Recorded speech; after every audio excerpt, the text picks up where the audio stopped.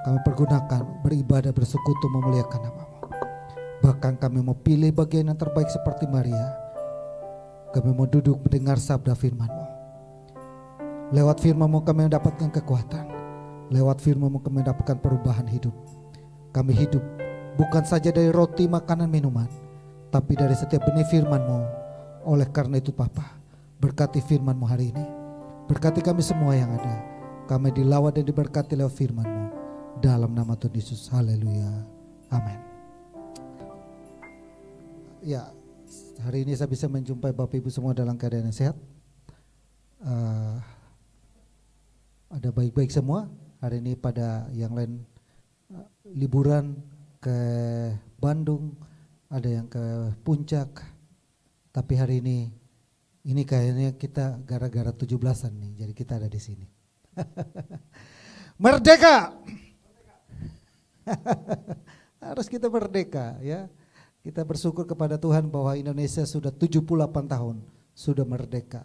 Bayangkan saudara, kalau kita belum merdeka, kita ada seperti zamannya dulu, kita hidup terkekang, mau keluar, mau kemana, mau ibadah, ada senjata ditodong di situ. Pendetanya mau khotbah, mau ngomong apa kamu khotbahnya? Khotbah tentang apa? Semuanya disortir sedemikian rupa. Sama seperti di China. Sama. Bahkan gak usah jauh-jauh, kita coba lihat di Korea Utara. Ada orang yang dibunuh, dipenjarakan. Ada satu anak ya, kalau gak salah di berita, ada satu anak dipenjarain seumur hidup. Gara-garanya apa saudara? Gara-garanya dia nggak tahu kalau orang tuanya itu nyimpan Alkitab. Anaknya dipenjarain seumur hidup. Ada satu lagi anak cewek di Korea Utara juga. Jadi Korea Selatan itu bagaimana caranya supaya Injil itu sampai ke Korea Utara, karena susah penginjil masuk. Jadi Bapak Ibu dengar berita ya, ada balon-balon yang suka dikirim dari perbatasan ke Korea Utara. Itu pakai apa saudara? Alkitab disobek-sobek, dimasukin ke balon. Lalu balon itu terbangkan ke sana. Nah, waktu terbang ke sana kan meletus. Alkitab selembar-lembaran itu mereka simpan. Ada yang ketemu saudara, simpan, diketemuin, diketahui. Masuk penjara saudara. Penjaranya bukan main-main saudara. Di tempat yang paling gelap. Saya mau kasih tahu ini kepada kita bahwa kita bersyukur hari ini di Indonesia, negara kita memberikan kita kebebasan untuk beribadah. Amin. Itu yang penting, kita merdeka. Sekalipun masih banyak sana sini yang juga dengar kabar ada yang lagi ibadah tiba-tiba datang. Stop. Gak apa-apa. Ada yang dengar kabar pendeta yang lagi khotbah dari depan sana ditembak mati. Pernah lihat kan? Hari ini saya nggak tahu ada yang pegang pistolnya. Saya kalau ngomong gini saudara, saya hati-hati dengan YouTube saudara, karena perang Rusia dan Ukraina itu kita kalau ngomong tentang namanya perang apa itu langsung di sensor sama YouTube. Saya kemarin kenapa saya punya konten ada yang disensor saja bingung. Pas saya periksa berhubung karena ada peperangan dengan Rusia dan Ukraina. Perkataan yang berhubungan dengan peperangan disensor. Waduh, hati-hati juga gitu. Nah, saudaraku yang saya kasih dalam Tuhan Yesus, hari ini saya mau bicara lanjut dengan tema kita di bulan ini. Temanya adalah, saya mulai dulu karena ada hari ini ada Lukas yang baru gabung. Lukas ya. Jadi saya mulai dulu, yang Bapak Ibu yang lain mungkin sudah mengerti. Tahun ini adalah tahun apa? Tahun di mana kita sebut dengan tahun Allah di pihak kita. Nah, di dalam tahun Allah di pihak kita ini saya rumuskan menjadi 4 pilar. 4 pilar inilah yang saya mau bagikan kepada kita. Dan hari ini, bulan ini kita ada di pilar yang ketiga. Next.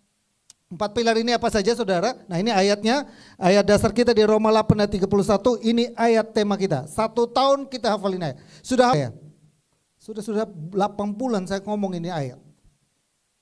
Hafal belum kira-kira? Sebab itu apakah yang akan kita katakan tentang semuanya itu? Jika Allah di pihak kita, siapakah akan melawan kita? Hari ini juga ayat yang sama saya pakai. Tanya kepada jemaat yang ada di Double C. Apakah ada yang bisa memisahkan kita?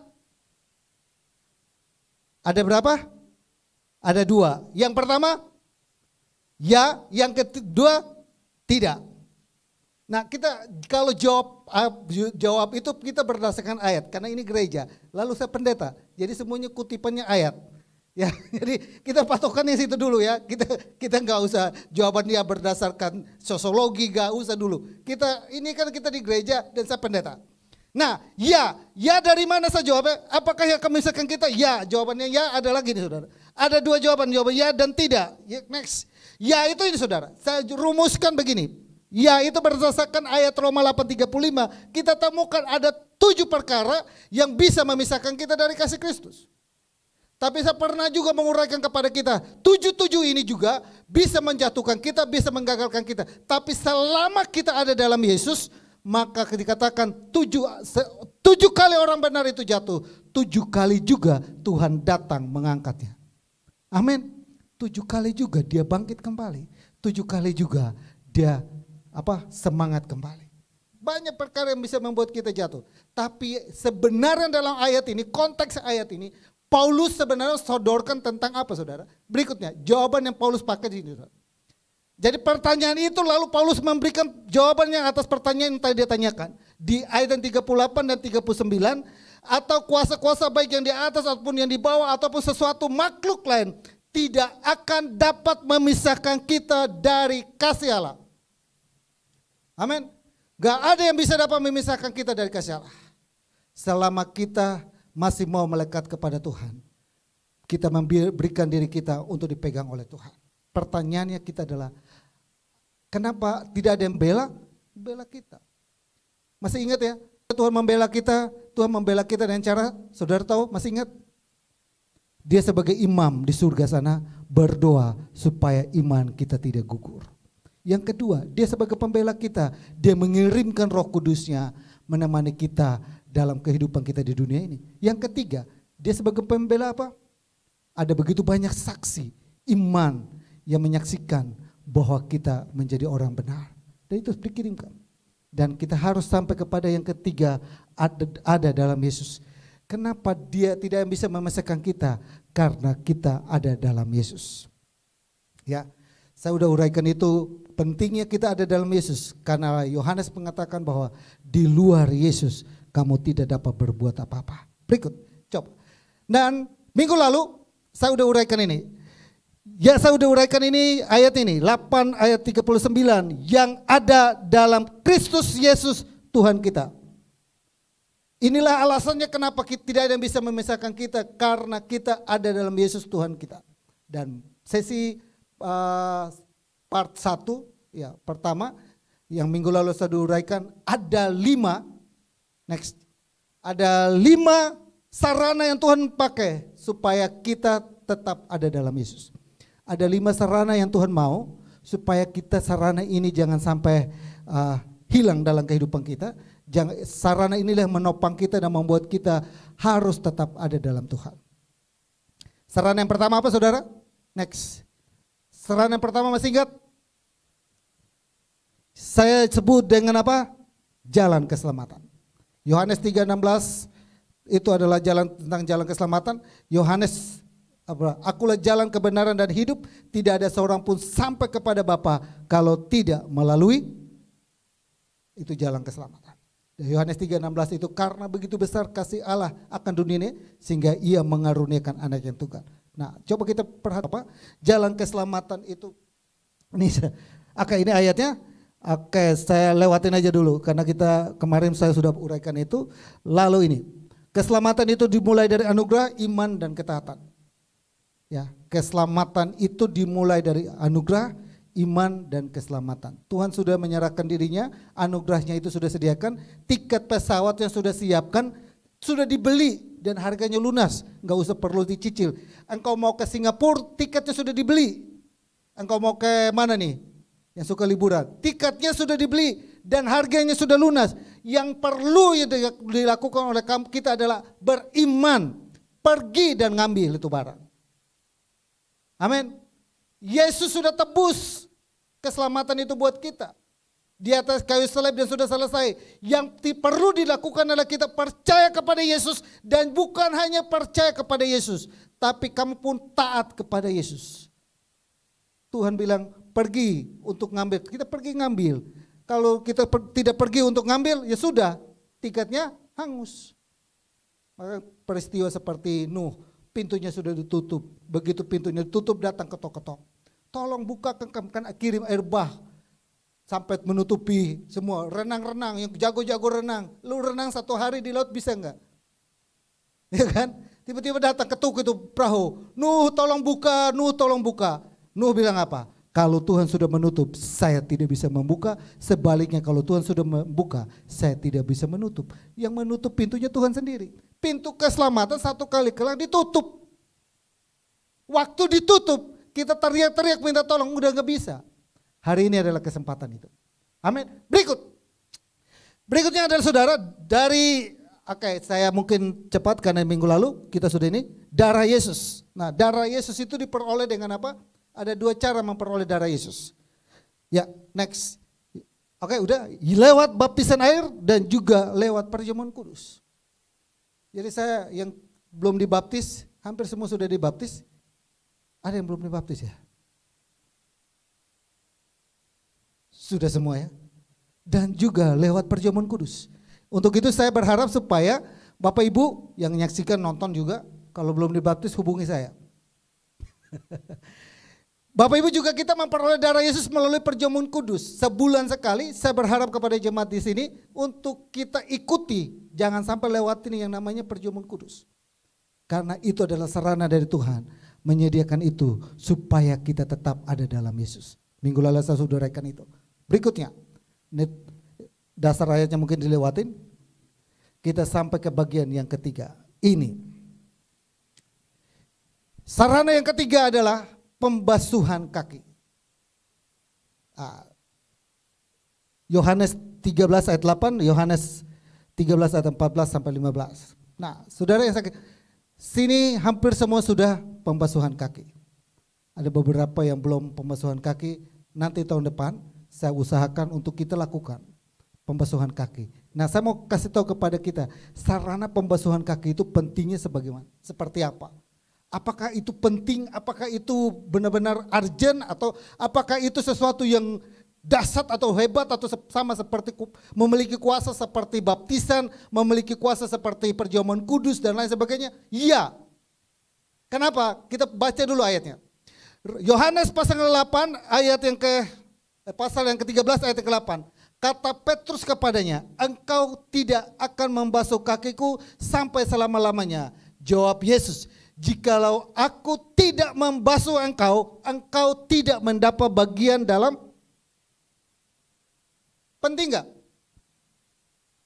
Kan kita temanya ini, temanya per bulan ini adalah yang ada dalam Yesus Kristus. Nah, kalau kita mau supaya kita tetap ada dalam Yesus, hal yang perlu penting kita lakukan adalah bukan hanya sekedar kita dibaptis, mengikuti perjamuan kudus, tidak. Tapi kita masuk step yang ketiga, sarana yang disediakan Tuhan kepada kita adalah yang namanya adalah pembasuhan kaki. Berikutnya saudara, pembasuhan kaki kenapa penting di ayat 14.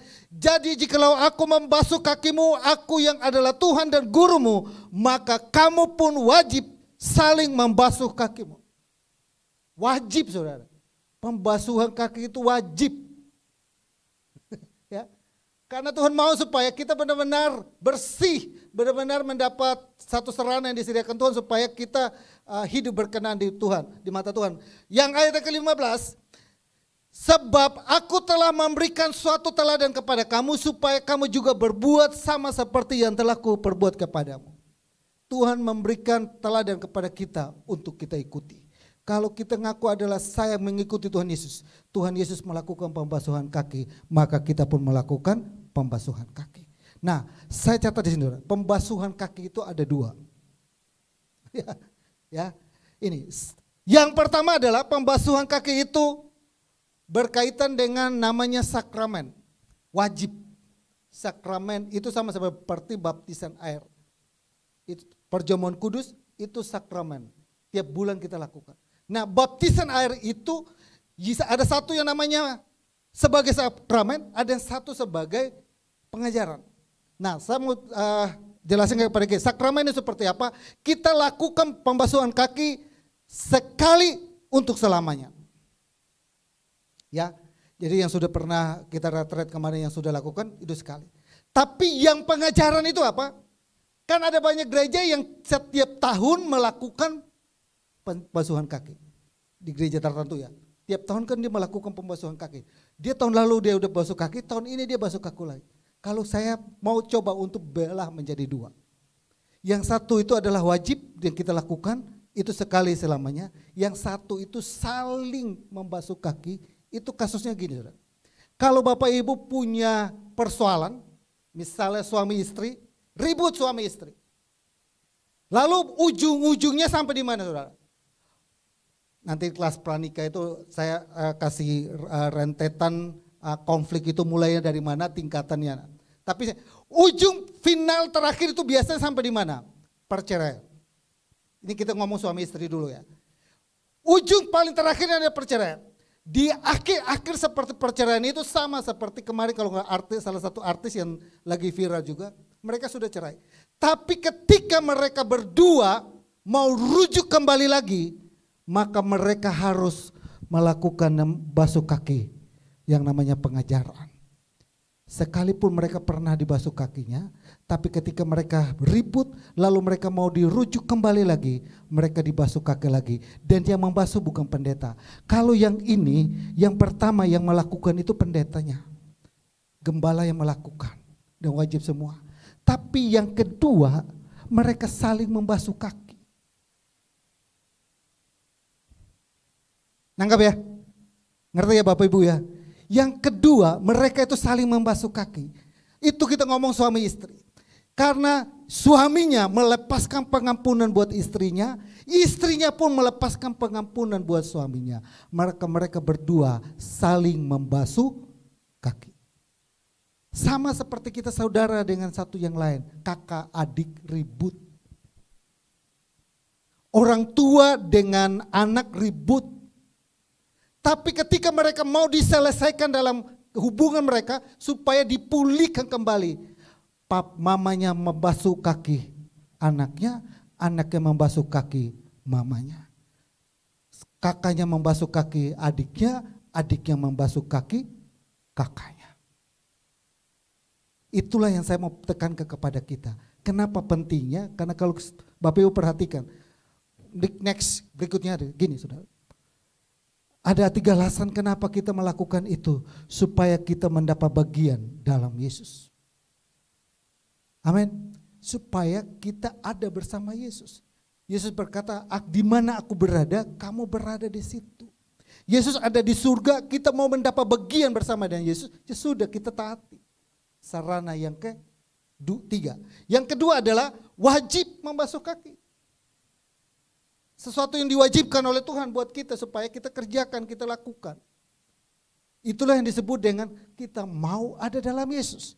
Kecuali Bapak Ibu gak ada dalam Yesus, ya gak apa-apa. Kita ada dalam Yesus, itu kita lakukan. Yang ketiga, suatu teladan.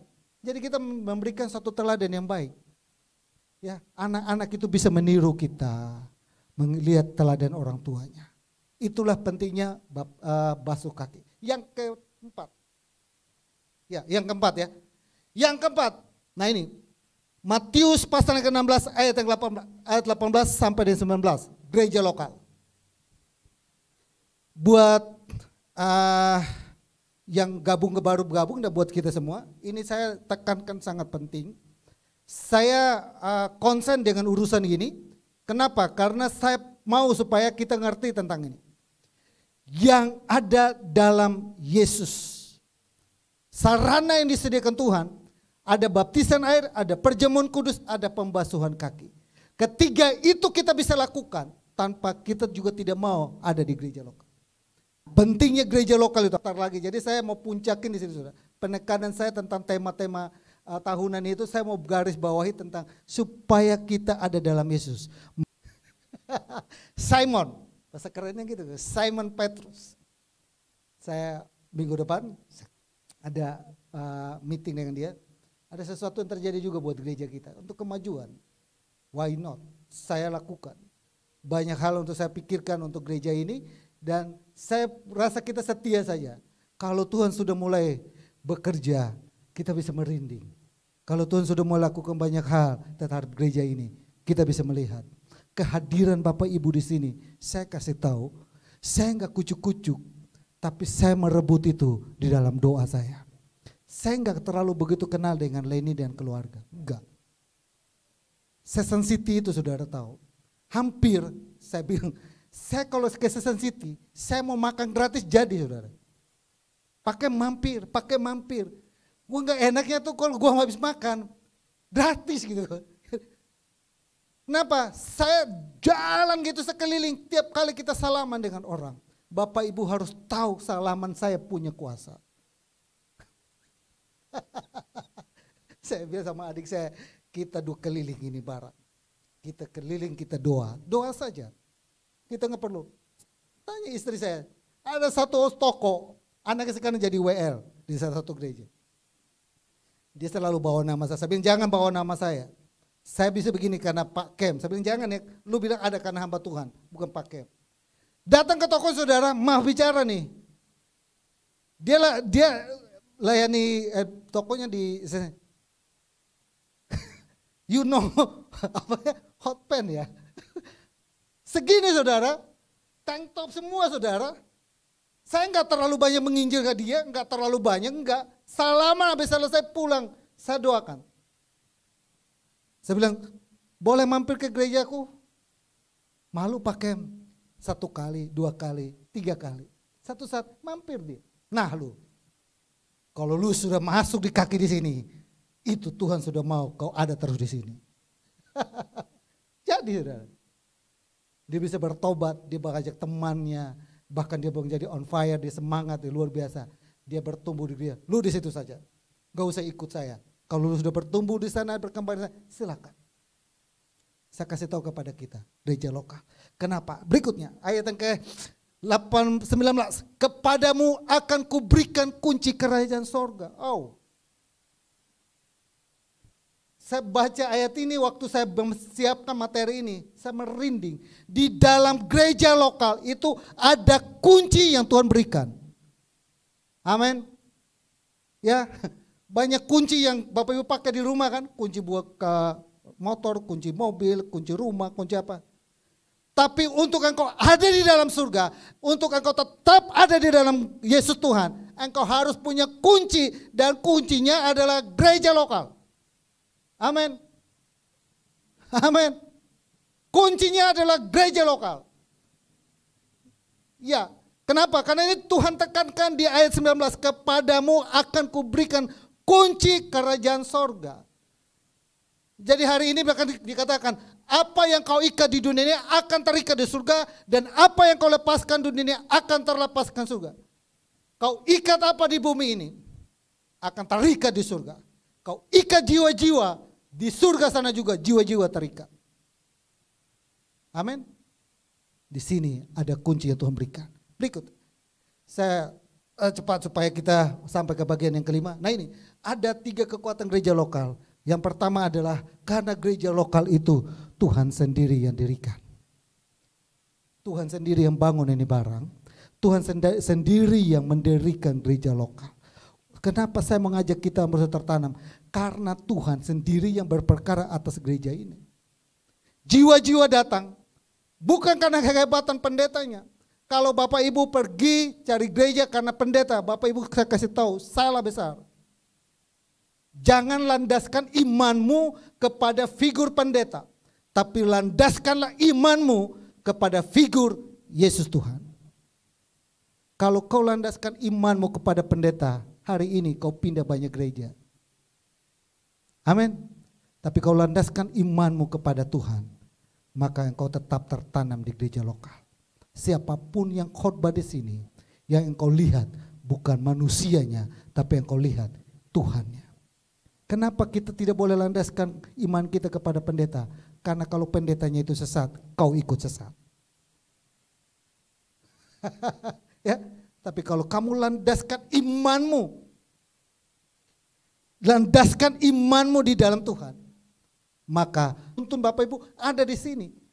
Jadi Bapak Ibu garis bawah ya, seperti Luke, seperti Vincent dan juga si Vincent, Kevin dan Sheila, seperti Stephen dan kalian ada di sini. Tiara juga ini anak-anak muda. Itu Tuhan yang gerakkan, saudara. Tuhan yang gerakkan. Kalau kita sudah mengerti itu, saudara, Tuhan mulai gerakkan kita ada di sini. Kita tahu bahwa di sini ada kunci yang Tuhan berikan. Yang kedua, alam maut tidak berkuasa atas gereja itu. Di sini terjadi keselamatan. Maut di sini berbicara tentang kematian kekal. Kita tidak akan mengalami namanya kematian kekal ada selama kita ada di gereja lokal. Selama kita ada dalam Yesus dan kita tetap tertanam di gereja lokal, maka selama itu juga Yesus jaminkan alam maut tidak berkuasa atas kehidupan kita. Buat teman-teman yang pranikah, ini ini materi yang ke-6, modul yang ke-6.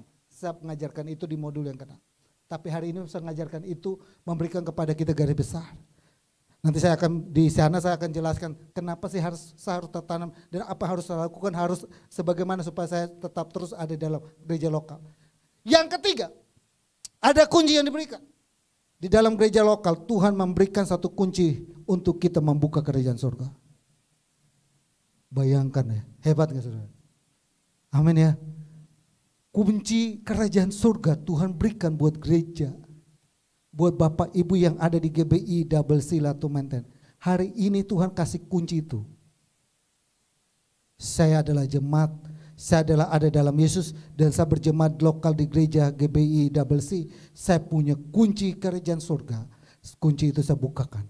Apa yang saya minta, apa yang saya doakan, saya doa dan minta dalam nama Yesus. Kuncinya buka. Amin. Amin. Gambaran kepada Bapak Ibu. Tuhan itu pakai sarana gembala ini. Coba perhatikan waktu Kain dan Habel mempersembahkan persembahan itu. Profesi yang dipilih Tuhan itu apa? Profesi apa? Profesi gembala. Itu pertama. Waktu Tuhan memilih Abraham, profesi Abraham apa? Gembala. Waktu Tuhan memilih Daud, profesi Daud apa?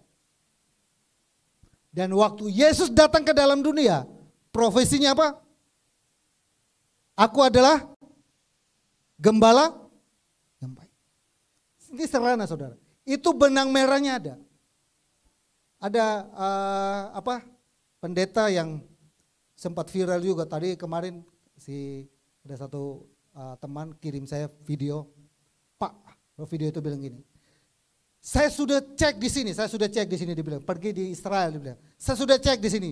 Bapak Ibu kalau nggak percaya silakan datang lihat sendiri. Bahwa suku Lewi itu sudah tidak ada lagi.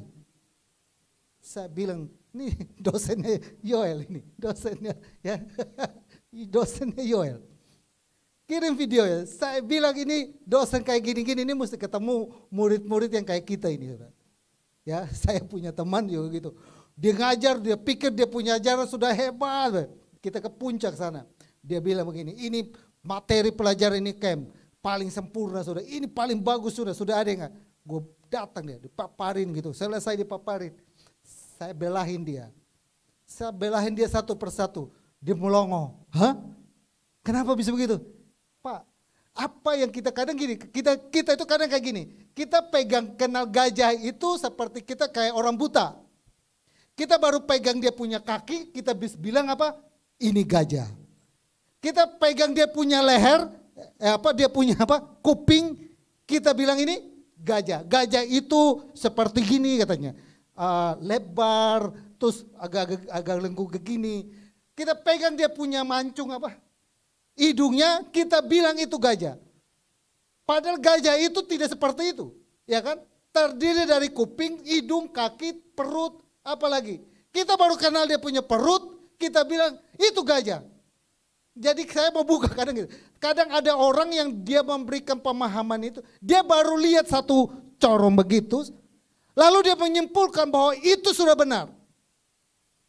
Gembala itu adalah satu profesi yang memang Tuhan pakai sebagai sarana yang membuat kita jemaat Tuhan tetap ada dalam Tuhan. Kita perhatikan ayatnya. Yohanes 21. Ini yang ngomong ini. Yang tadi saya udah ngomong tentang gereja lokal. Itu Tuhan bicara kepada siapa?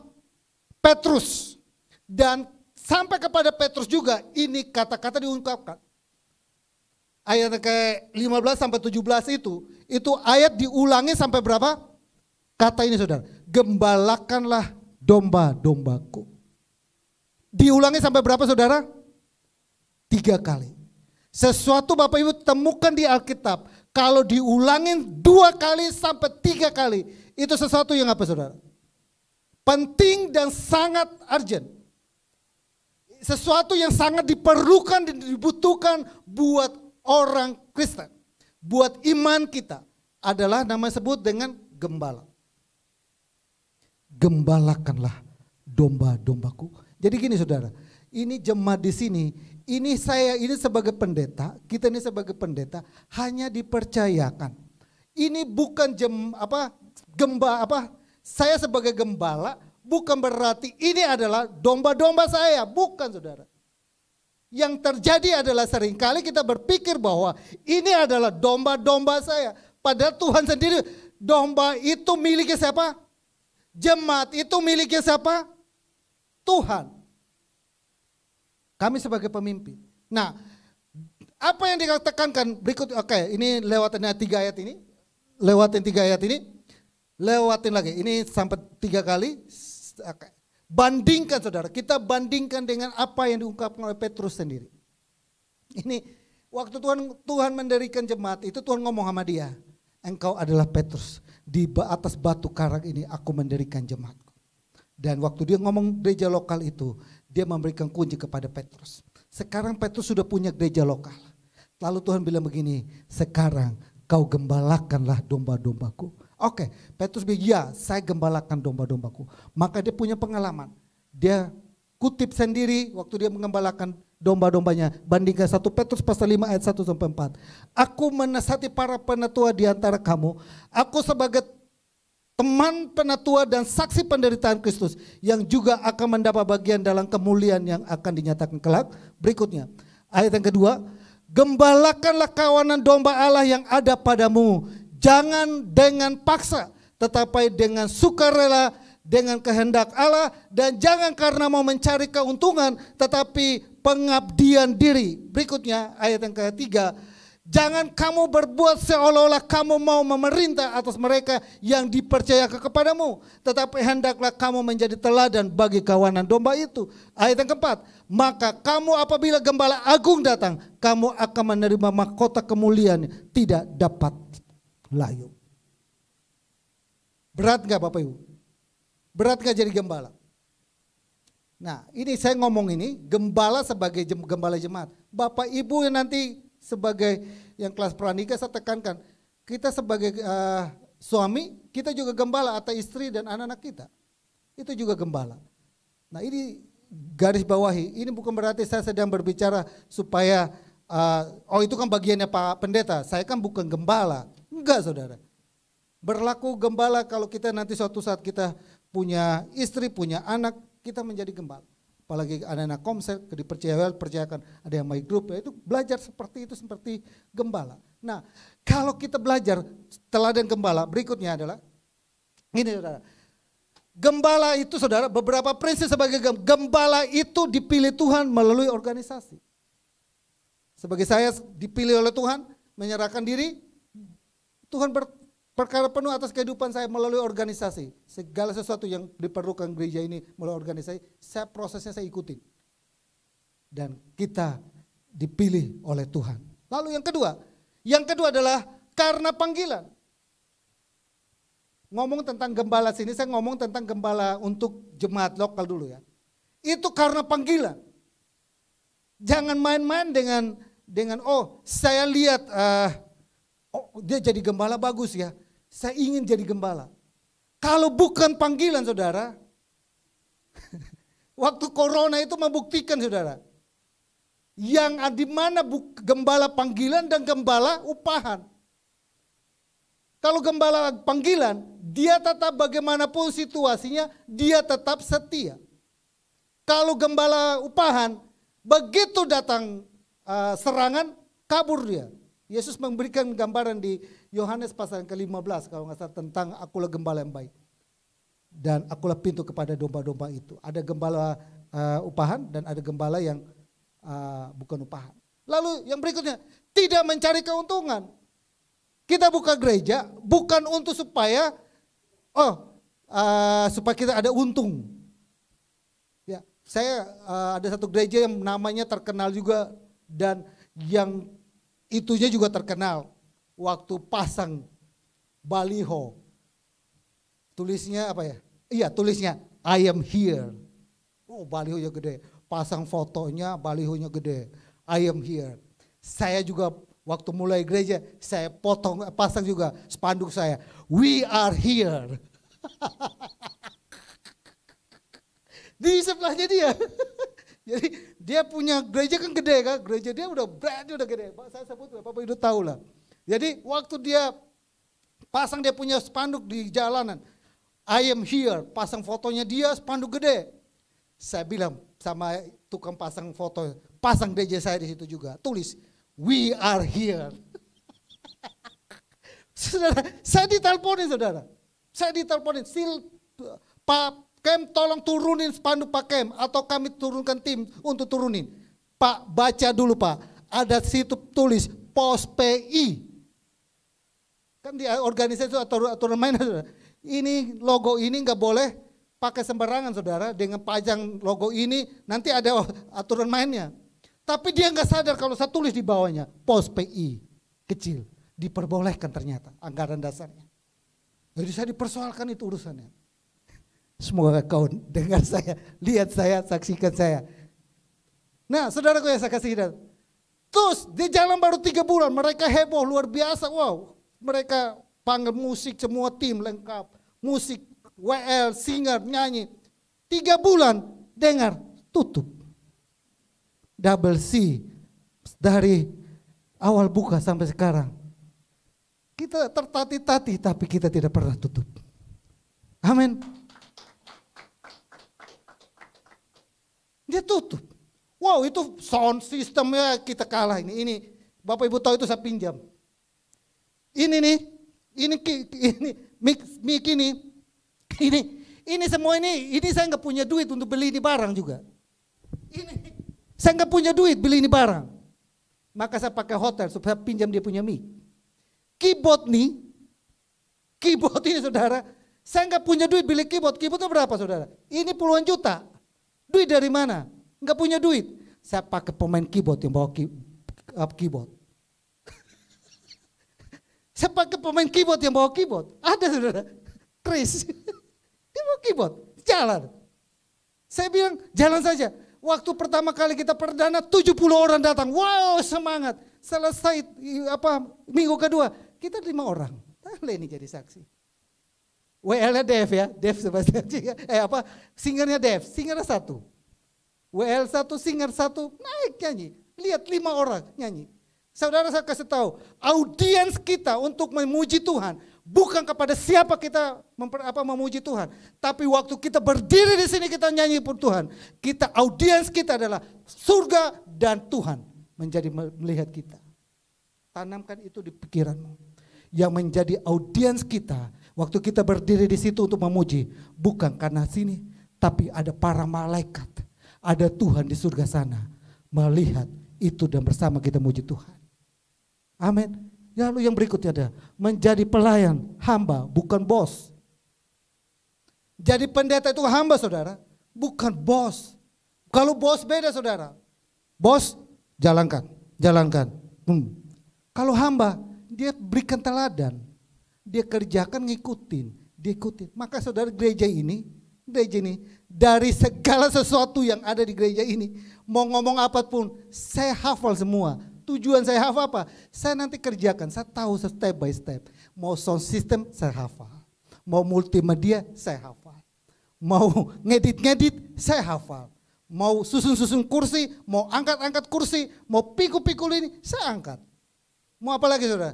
Saya lakukan. Mulai ini saya di Hotel 88 kan tahu. Urus semua, kita siapin semua. Waktu di Session City kita di Hotel Amaris ya. Saya ambil dari tempatnya Leni ya. Kita tenteng dari sana, naik tangga turun. Waduh, saya bilang, waduh berat juga ini kalau tiap minggu kayak gini nih. Aduh, lari ngos-ngosan gitu. Bukan. Kenapa? Karena kita mau menjadi pelayan, bukan kita mau menjadi bos. Kita melayani Tuhan. Lalu yang terakhir adalah memberi teladan. Kita memberikan satu teladan buat Bapak Ibu. Gereja itu saudara, so perhatikan, gereja itu Bapak Ibu selalu cari figur yang memberikan teladan. Karena teladan itu lebih kuat berbicara daripada ngomong. Saya dididik oleh orang-orang yang teladan. Saya dididik oleh orang-orang yang memberikan teladan, ninggalin teladan. Dari papa saya sampai mama saya, dari tempat praktek sampai saya jadi hamba Tuhan, sampai saya jadi gembala. Saya dididik oleh figur-figur yang memberikan teladan. Dan teladan itulah yang membuat saya tetap stay di dalam gereja ini. Amin. Kiranya Tuhan menolong kita dan memberkati kehidupan kita di hari ini. Jadi ada 5 sarana yang disediakan Tuhan buat kita. Kesimpulannya ada apa? 5. Masih ingat coba ini. Sarananya apa saja saudara? Yang pertama apa? Jalan. Yang kedua, darah Yesus. Yang ketiga, pembasuhan kaki. Yang keempat, gereja lokal. Yang kelima adalah gembala. Jadi Bapak Ibu, kita harus tahu tentang ini. Ini adalah 5 sarana yang disediakan Tuhan untuk kita tetap ada di dalam Tuhan. Amin. Tuhan memberkati.